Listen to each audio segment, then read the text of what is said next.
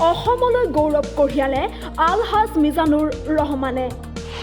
আলহাজ মিজানুৰ ৰহমানে পালে nations Guardian in pharmacy award.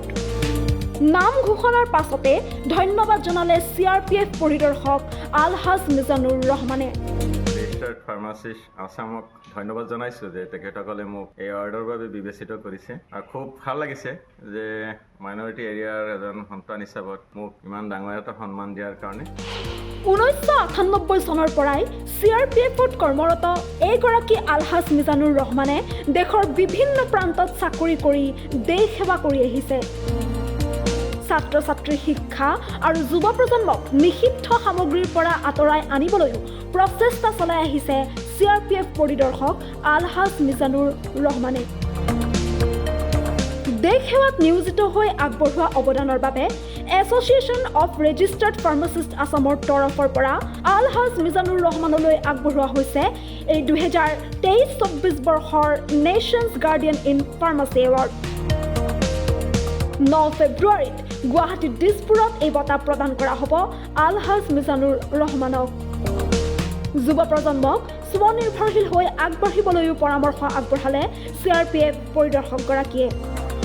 তেখেতসকললৈ মোৰ অকৃত্ৰিম শ্ৰদ্ধা আৰু ভালপোৱাও জনাইছোঁ যে তেখেতসকলে ইমান সুন্দৰ এটা এৱাৰ্ড মোৰ বাবে নিৰ্দিষ্ট কৰিছে বা মোক বিবেচিত কৰিছে, তাৰ বাবে তেখেতসকলক মোৰ পৰিয়ালৰ ফালৰ পৰা আন্তৰিক ধন্যবাদ জনাইছোঁ। আপোনালোকে নিশ্চয় জানে যে মই 1998 চনৰ পৰাই CRPFত কৰ্মৰত। প্ৰথমতে মই ছাব ইন্সপেক্টৰ হিচাপত ভৰ্তি হৈছিলোঁ, তাৰপিছত এজ এ ইন্সপেক্টৰ প্ৰমোশ্যন হৈ বৰ্তমানো মই কৰ্মৰত। আৰু মই দেশৰ প্ৰায় গোটেই ৰাজ্যত মই চাকৰি কৰিছোঁ বা দেশ সেৱা কৰি আহিছোঁ। দেশ সেৱাৰ মাজত মই এটা কথাই ক'ম যে মই দেখা পাইছোঁ মই আচলতে মেডিকেল প্ৰফেশ্যনৰ লগত জড়িত। মেডিকেল প্ৰফেশ্যনৰ লগত জড়িত হৈও মই ছাত্ৰ ছাত্ৰীসকল বা আমাৰ অঞ্চলৰ বৃহত্তৰ অঞ্চলৰ ছাত্ৰ ছাত্ৰীৰ কাৰণে এডুকেশ্যনৰ ক্ষেত্ৰত যাতে আমি আগবাঢ়িব পাৰোঁ বা আমাৰ যুৱ প্ৰজন্ম যাতে ড্ৰাগছ ইত্যাদিৰ পৰা বিৰত থাকে, সেইটোলৈ মই বহুদিনৰ পৰা কাম কৰি আছোঁ। আৰু মই যেতিয়া ছত্তীশগড়ত আছিলোঁ মাওবাদীৰ সন্ত্ৰাসবাদীৰ আক্ৰমণৰ সময়ত আহত সৈনিকসকলক, তাৰপিছত মাওবাদীৰ আদিবাসী অঞ্চলৰ যিমান ধৰণৰ নিম্নবিত্ত পৰিয়ালৰ মানুহ আছে তেখেতসকলকো চিকিৎসা সেৱাৰ ক্ষেত্ৰত আমি যথোপযুক্তভাৱে চেষ্টা কৰি আহিছোঁ আৰু ভৱিষ্যতেও দেশ সেৱাৰ কাৰণে কাম কৰি যাম বুলি মোৰ দৃঢ় বিশ্বাস।